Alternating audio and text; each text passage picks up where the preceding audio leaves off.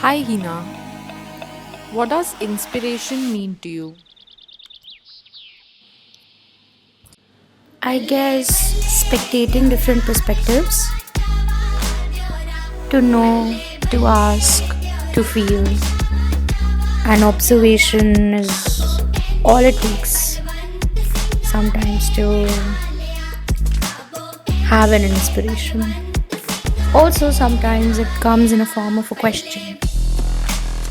When we question whys and whats, and because parallelly you have been spectating things, you find your own answers,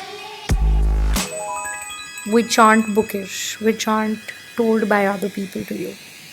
And when you form your own vision, ultimately you find your ultimate inspiration.